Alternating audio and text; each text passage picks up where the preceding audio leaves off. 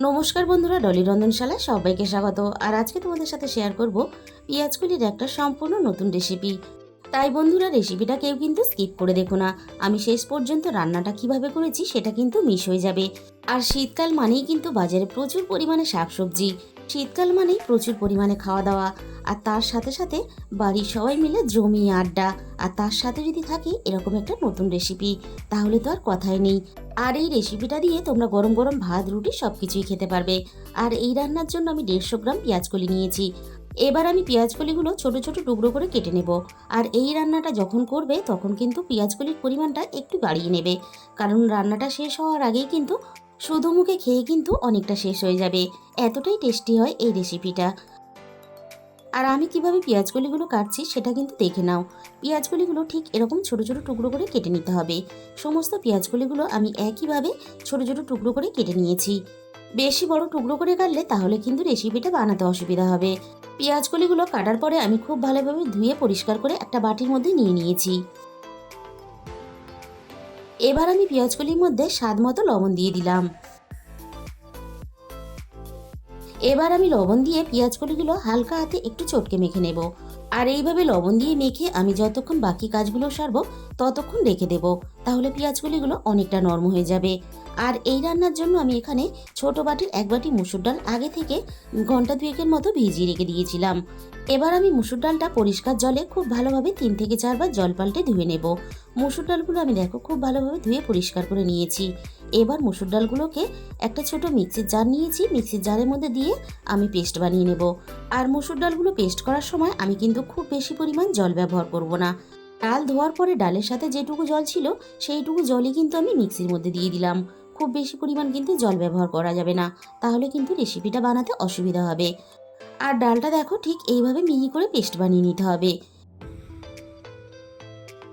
Minute 10-এর মতো আমি পেঁয়াজকলিগুলো রেস্টে রেখে দিয়েছিলাম। আর পেঁয়াজকলিগুলো দেখো বেশ অনেকটা নরম হয়ে গেছে। এবার আমি পেঁয়াজকলির মধ্যে পেস্ট করা ডালটাকে দিয়ে দেব। আর পেঁয়াজকলির পরিমাণ বুঝে ডালের পরিমাণটা বাড়িয়ে বা কমিয়ে নেবে। খুব বেশি পরিমাণ ডাল হয়ে গেলে তাহলে কিন্তু ডালের স্বাদটা আসবে, পেঁয়াজকলির স্বাদটা পাবে না। এবার আমি এখানে দিয়ে দিলাম প্রয়োজন মতো হলুদের গুঁড়ো। আর সাথে আমি দিয়ে দেবো ঝালের জন্য অল্প একটু লঙ্কার গুঁড়ো। এবার আমি একই সাথে দিয়ে দেবো অল্প একটু জিরে গুঁড়ো। আর আমি দিয়ে দেব অল্প একটু ধনে গুঁড়ো। আর সব শেষে আমি এখানে দিয়ে দেব অল্প একটু কাসুরি মেথি। কাসুরি মেথিটা আমি এইভাবে হাত দিয়ে একটু ঘষে দিয়ে দেব, তাহলে রান্নাতে গন্ধটা খুব ভালো আসবে। এবার আমি সবকিছু হাত দিয়ে খুব ভালোভাবে চটকে মেখে নেব। আর আমি তোমাদের কাছে রিকোয়েস্ট করব, একদিন হলেও তোমরা এই রেসিপিটা অবশ্যই বাড়িতে বানিও। রান্নাটা খেতে এতটাই টেস্টি হয়, তোমরা যতক্ষণ না বাড়িতে বানাবে ততক্ষণ কিন্তু এই রান্নার স্বাদ বুঝতে পারবে না। আর এই রেসিপিটা বানানো খুবই সোজা, তোমরা সেটা দেখেই বুঝতে পারছো। তাহলে চলো আমি রান্নাটা কিভাবে করেছি সেটা দেখে নেওয়া যাক। প্রথমে আমি কড়াইয়ের মধ্যে প্রয়োজন মতো সর্ষের তেল দিয়ে দেবো। তেলটা এবার মাঝারি আঁচে খুব ভালোভাবে গরম করে নেব। তেল খুব বেশি কিন্তু একেবারে হাই হিটে গরম করবে না, তাহলে বড়াগুলো দেওয়ার সাথে সাথেই উপরটা লালচে হয়ে ভাজা হয়ে যাবে আর ভিতরটা কিন্তু কাঁচা থেকে যাবে। এবার আমি একে একে বড়াগুলোকে তেলের মধ্যে দিয়ে দেবো ভাজার জন্য। আর যতগুলো বড়া একসাথে দিয়ে ভাজা যায় ততগুলোই কিন্তু আমি দিয়ে দেব। আর বড়াগুলো দেওয়ার সাথে সাথেই কিন্তু উল্টাতে যাবে না, তাহলে ঘেঁটে যাবে। বড়াগুলোর একটা সাইড আমি খুব ভালোভাবে ভেজে নিয়েছি। এবার আমি অপর সাইডটা ভাজার জন্য উল্টে দেব। আর এইভাবে উল্টে পাল্টে আমি বড়াগুলো দুটো সাইড লালচে করে বেশ ভালোভাবে ভেজে নেব।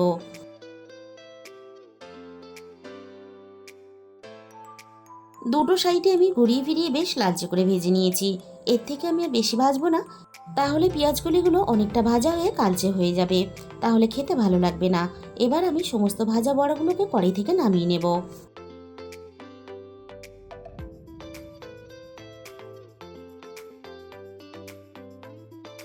প্রথম ব্যাচের বড়াগুলো আমার ভাজা রেডি হয়ে গেল। এবার আমি বাকি বড়াগুলো ঠিক একইভাবে তেলের মধ্যে দিয়ে ভেজে নেব। আর এই বড়াগুলো ভাজার জন্য খুব বেশি কিন্তু তেলেরও প্রয়োজন হয় না, অল্প তেলেই কিন্তু রান্নাটা হয়ে যায়। বাকি বড়াগুলো ঠিক একইভাবে আমি দেখো ঘুরিয়ে ফিরিয়ে উল্টে পাল্টে ভেজে নিয়েছি। সবগুলো বড়া আমার ভাজা রেডি হয়ে গেল। এবার আমি ভাজা বড়াগুলোকে কড়াই থেকে নামিয়ে নেব। আমি তোমাদের খুব কাছে থেকে দেখিয়ে দেবো। দেখো বড়াগুলো দেখতে কতটা লোভনীয় হয়েছে। আর এইভাবে বড়া ভেজে গরম গরম ডাল ভাতের সাথেও খেতে পারো, আবার বিকেলে চায়ের সাথেও কিন্তু স্ন্যাক্স হিসাবে খেতে পারো। এবার আমি ওই একই তেলের মধ্যে ফোড়নে দিয়ে দিলাম অল্প একটু গোটা জিরে। আর এই রান্নার জন্য আমি আগে থেকে একটা মাঝারি সাইজের আলু কেটে রেখেছিলাম। কেটে রাখা আলুগুলো ভাজার জন্য আমি তেলের মধ্যে দিয়ে দিলাম। এবার আমি ফোড়ন আর আলু একসাথে নাড়াচাড়া করে বেশ একটু লালচে করে ভেজে নেব।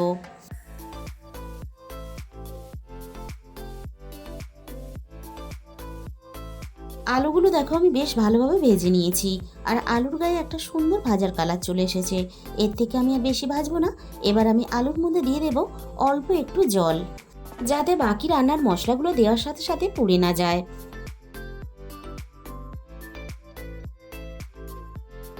এবার আমি রান্নার মধ্যে প্রথমে দিয়ে দেব স্বাদ মতো লবণ, আর দিয়ে দেব রান্নার প্রয়োজন মতো হলুদের গুঁড়ো, আর সাথেই দিয়ে দেব রান্নার প্রয়োজন মতো ঝালের জন্য লঙ্কার গুঁড়ো। তবে ঝালের পরিমাণটা অবশ্যই নিজেদের স্বাদ মতো ব্যবহার করবে। এবার আমি দিয়ে দেব অল্প একটু ধনে গুঁড়ো, আর সাথেই আমি দিয়ে দেব অল্প একটু জিরে গুঁড়ো। এবার আমি একটু সময় নিয়ে আলু আর মশলা একসাথে খুব ভালোভাবে নাড়াচাড়া করে কষিয়ে নেব, মশলা থেকে যতক্ষণ না পর্যন্ত তেলটা ছেড়ে বেরিয়ে আসে। আমি রান্নার মধ্যে পেঁয়াজ আদা রসুন কোনো কিছুরই ব্যবহার করলাম না। তোমরা চাইলে কিন্তু ব্যবহার করতে পারো। আমি সব কিছু একসাথে খুব ভালোভাবে কষিয়ে নিয়েছি। এবার আমি রান্নার মধ্যে দিয়ে দিলাম একটা ছোট সাইজের টমেটো কুচি। এবার আমি টমেটো কুচিটা সব কিছুর সাথে নাড়াচাড়া করে একটু কষিয়ে নরম করে নেব। টমেটো কুচিগুলো যাতে তাড়াতাড়ি নরম হয়ে যায় আর সব কিছু একসাথে খুব ভালোভাবে পাক হয়ে যায়, তার জন্য আমি এখানে মিনিট দুয়েকের মতো একটু ঢাকা দিয়ে দিলাম। ঠিক মিনিট দুয়েক পরে আমি কড়াই থেকে ঢাকাটাকে সরিয়ে নিলাম। আরও মিনিট পাঁচেকের মতো আমি সব কিছু একসাথে আরও একটু কষিয়ে নেব।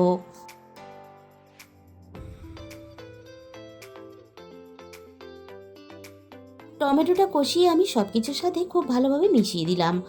সব কিছুর সাথে আলু কষানোর সাথে সাথে আলু কিন্তু প্রায় 80% মতো সিদ্ধ হয়ে এসেছে। এবার আমি রান্নার মধ্যে গ্রেভির জন্য প্রয়োজন মতো জল দিয়ে দেব।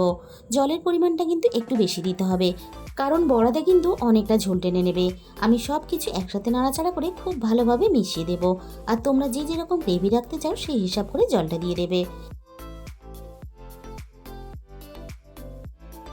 আলুটা যাতে খুব ভালোভাবে সিদ্ধ হয়ে যায়, তার জন্য আমি কিছুক্ষণের জন্য ঢাকা দিয়ে দিলাম। প্রায় মিনিট 15 পরে আমি কড়াই থেকে ঢাকাটাকে সরিয়ে নিলাম। আমি আবারও একটু নাড়াচাড়া করে নেব আর দেখে নেব আলু খুব ভালোভাবে সিদ্ধ হয়েছে কিনা। আলু এখানে দেখো খুব ভালোভাবে সিদ্ধ হয়ে গেছে। এবার আমি ঝোলের মধ্যে একে একে বড়াগুলোকে দিয়ে দেব। আর বন্ধুরা, তোমরা হয়তো ভাবছো অতগুলো আমি বড়া ভাজা দেখালাম, অথচ ঝোলের মধ্যে এত কম বড়া কেন? বড়াগুলো ভাজার পরে সাইড থেকে কিন্তু 6টা বড়া কমে গেছে, তাই আমি ঝোলের মধ্যে সবগুলো দিতে পারলাম না। এবার আমি বড়াগুলো ঝোলের মধ্যে একটু নাড়াচাড়া করে খুব ভালোভাবে রান্না করে নরম করে নেব।